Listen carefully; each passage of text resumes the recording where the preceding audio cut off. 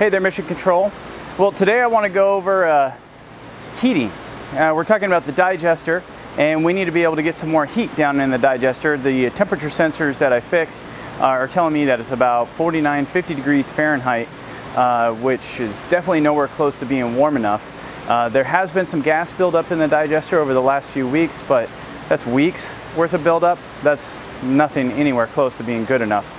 So we spoke about this before, but I wanted to get a set of solar tubes, evacuated solar tubes, and install those. So today I want to go over kind of where we're at with that, and it's fitting I'm in here today working on heating because outside right now, I don't know if it shows up on the camera, but it is just pouring. We have a winter storm warning in effect, lots of precipitation.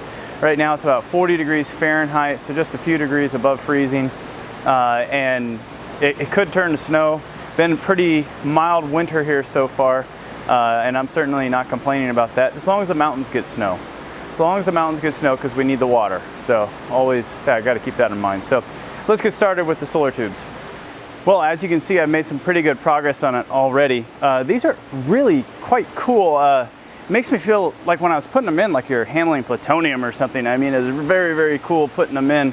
Not that I know someone's going to say, well, if you're handling plutonium, you would be radiated. Why would you think that's cool?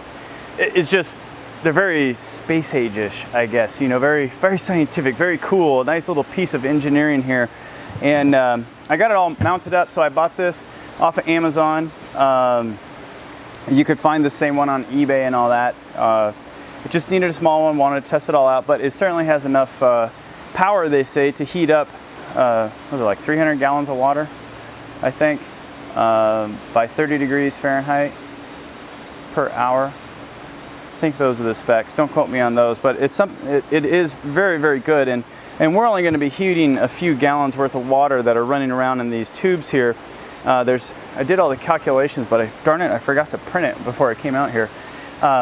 Calculated the total volume of water that's going to be in these tubes going in the digester, and it's well below what this thing maxes out at. So we should definitely see some heat improvements here.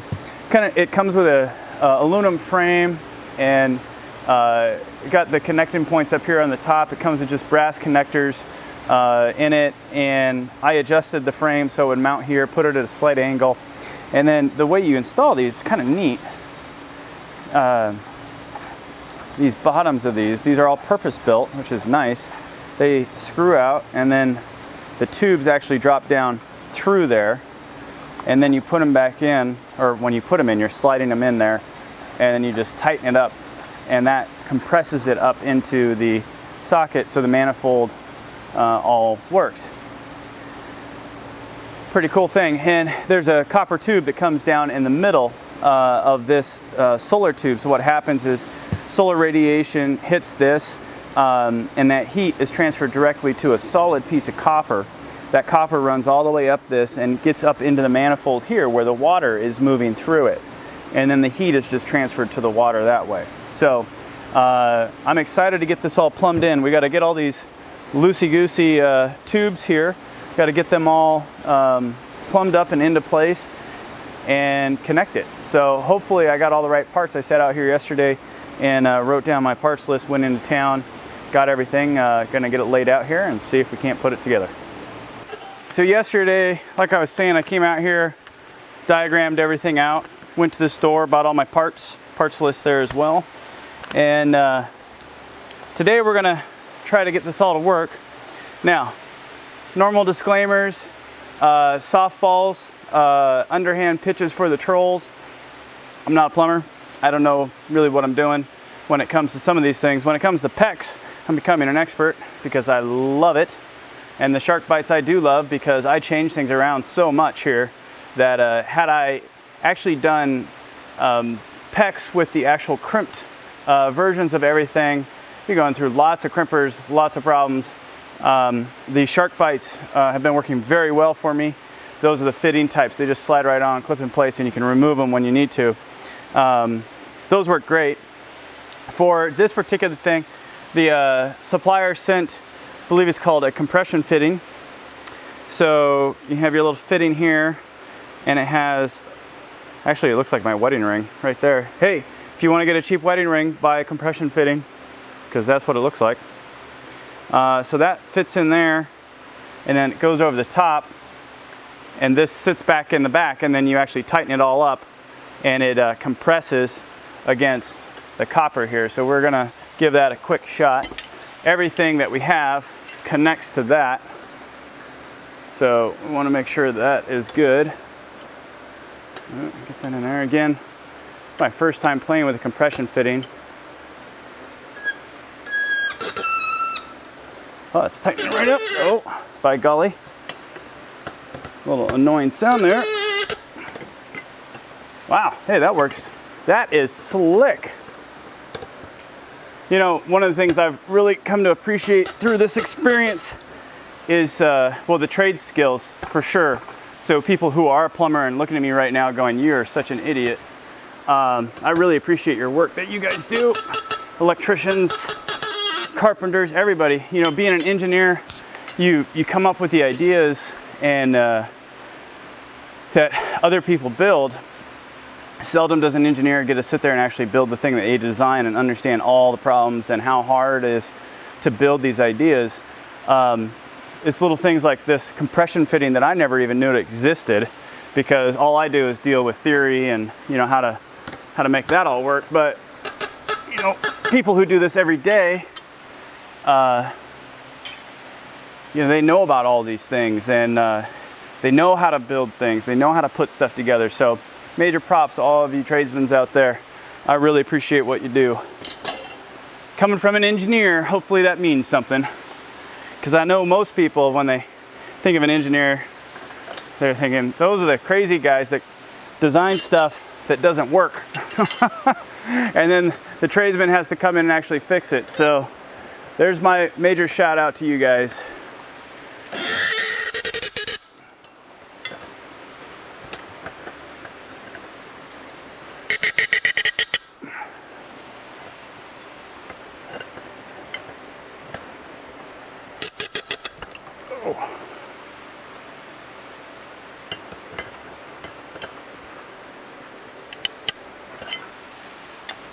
Well, that appears to be on there. Okay. So now, safety, right? This thing is supposed to work. No doubt about that. It's supposed to work, being the emphasis there. It's supposed to work. If it does, it's going to get really hot. And as it gets hotter and hotter, as the sun hits it more and more, there's a chance that pressure could build up in that line. So, got ourselves what was supposed to be a pressure relief valve, but apparently they decided not to include the particular, oh man, that totally sucks. So, supposed to have a pressure relief valve on this thing, and it's not there. Oh,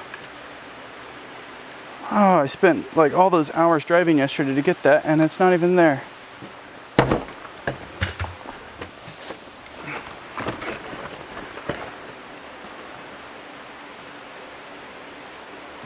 Oh man.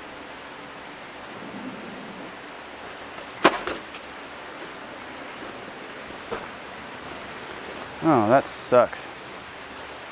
All right, so I just got the hot water valve, which has a filler port on it, and it's supposed to have a pressure relief valve. Gee whiz.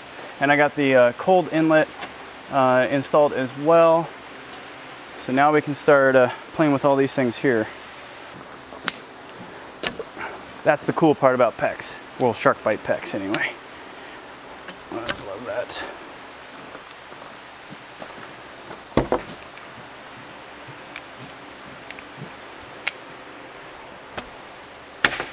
Very forgiving and very reconfigurable.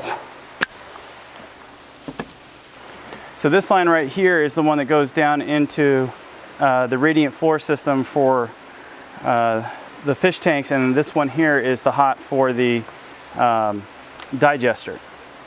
So we're teeing those all together. I'm going to tee this one together as well. This is the cold water return.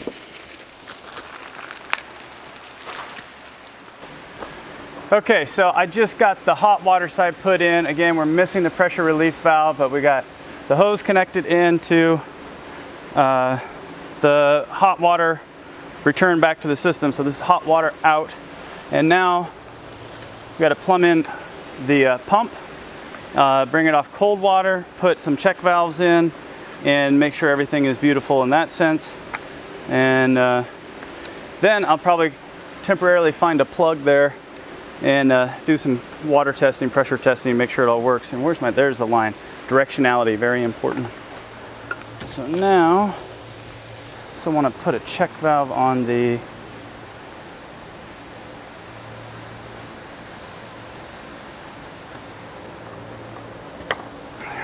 check valve here. This is the cold water back from the digester, and I want a check valve on it to make sure that that can only go one way, so that we don't have somehow a back pressure situation occur. So I'm putting that in there. Then I'm going to want to run out across here, and I also want to put a check valve on that because this is the main the combination of both the digester and the cold water from the floor. So I want that to all be going the right direction. Check valve, right direction. Okay, connect that back up. Okay. Get all the way over here. I just gotta cut it. You're seeing me build this thing. You know, it's the picture that I drew, and then there's making sure it all works. It actually comes together, right? Back to that, you can engineer something, design something, but until you build it, you really don't know.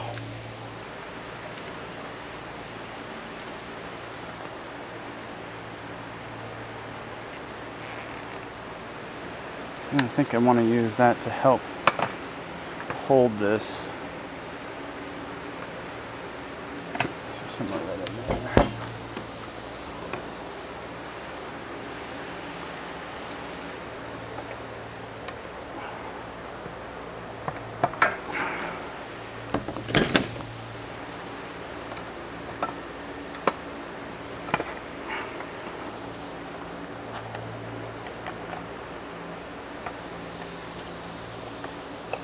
That's going to plug in right over there. Beautiful. And, oops. There we go. There we go. It's got the timer on it, so we set the timer. Okay. Same idea here. Little flex.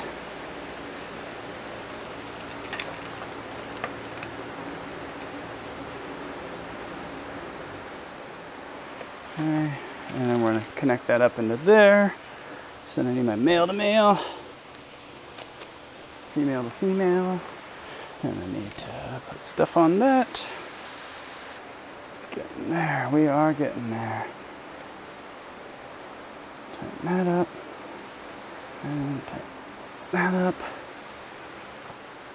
Now this is another reason we do prototyping, is that this thing doesn't have to look pretty. It just has to work. So, and knowing me, there's a good chance that what I'm doing isn't going to work. Not that I'm hoping for that, but it's certainly a possibility. So I like the ability to reconfigure things somewhat quickly. Yeah, is that going to matter there? Trying to make this a little prettier. Nah, just leave it there and we'll tighten it up later.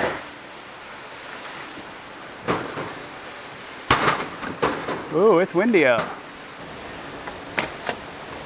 All right, everybody. Well, I'm just getting back from going to the store. We had to get some different fittings and to make this all work, because this is a different type of fitting than that is, and a different thread type, and I missed that. So we got all the parts we need and got the pressure valve.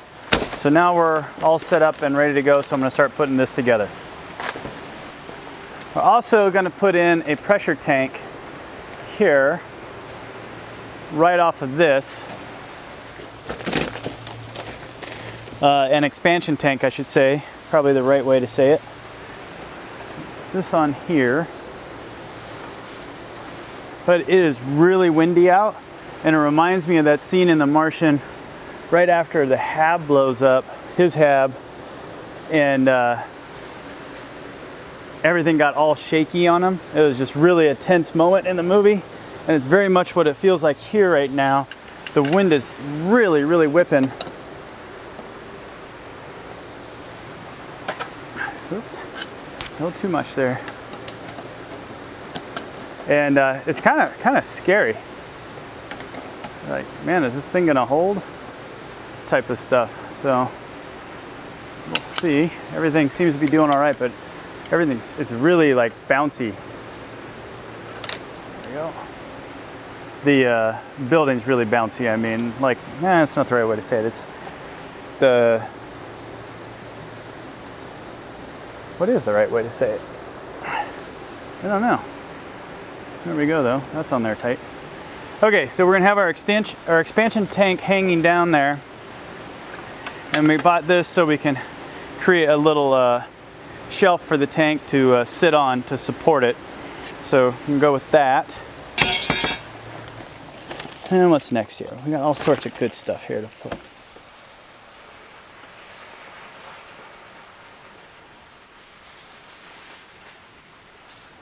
We just lost power.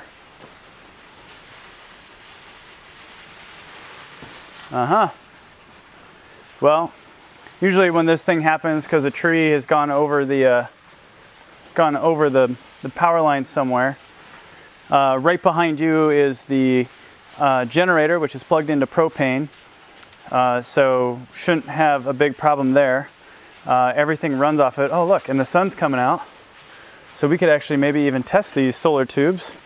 Quite the weather system we got right now. Quite the weather system. So, okay, where's my...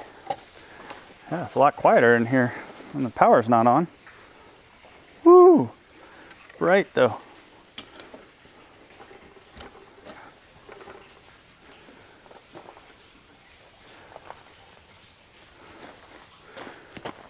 Okay. Pressure valve.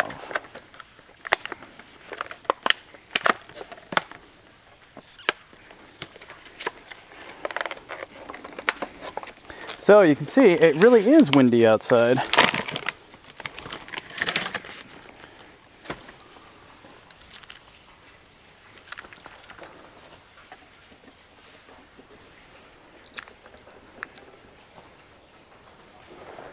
Okay.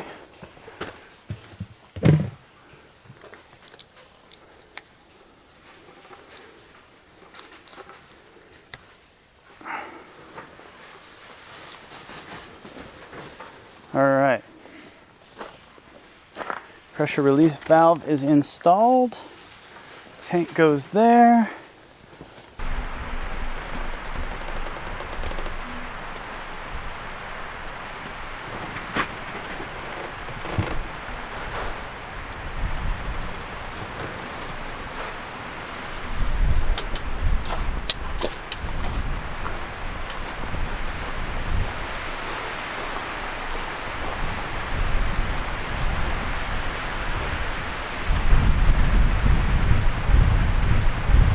Well, I was able to get everything put in. The windstorm left us without power, I think it was for, what, about 5 or 6 hours.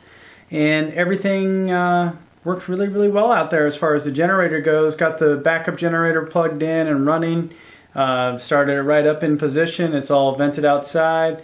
Let that go, and worked really, really well. Had the heater going, lights going, pumps are all going. Basically, the entire building was on backup power for all that time. So it worked out really, really well. Very happy with the backup power test. It was unplanned. It's been a few days now since I recorded that initial video, and the solar tubes are heating things up, but they're not really working as well as what they're supposed to. So kind of doing some lookup here, some troubleshooting on the web, and trying to figure out if I did something wrong. There was no instructions with it, so I was kind of using pictures and everything to put it all together. I think I did it right. but I may have done something wrong. The digester has gone up 2 degrees. Now that's a lot of water that has to be heated, so it's gone up 2 degrees. So I think it probably is working. It's just got a long way to go there, because there's a 12-foot wide by 12-foot deep digester stomach there that needs to be heated up, and all that water is running down there. So anyway, we'll see how, we'll keep an eye on it, do some troubleshooting. If you guys know of common mistakes, I would love to hear about them. With the evacuated solar tubes, the vacuum solar tubes. So maybe I can just double check, make sure I didn't do something really stupid. I also want to say it's been almost 2 weeks since I made a video, so thanks for sticking with me. My normal job, I'm just getting back from a normal job, got the fancy clothes on here today, is definitely cranked up a lot in intensity, and that's primary responsibility, so got to take care of it. So some of my videos, I was trying to go for 1 video a day this year. Gonna have to slow down a little bit while I take care of the #1 responsibility and provide for my family. So I hope you guys can understand that. And be sure to hit thumbs up and subscribe, so we can the videos I do put up can help offset some of the costs that we have out there. I'm going to give you guys some more updates here in the next few days, but again, might be a little bit spotty compared to what I was doing. So I think that'll be about it for this video. Thanks for following along. Again, sorry my video's going to kind of come a little bit spotty here. Wanted to get this one up and let you see what I've been up to. Got some cool stuff starting to happen out there. It's looking a little green. Pretty cool. So stay tuned. If you like this video, be sure to give us a thumbs up and hit subscribe. Don't forget that you can follow us on Facebook, Twitter, and on Patreon. In the meantime, this is The Real Martian.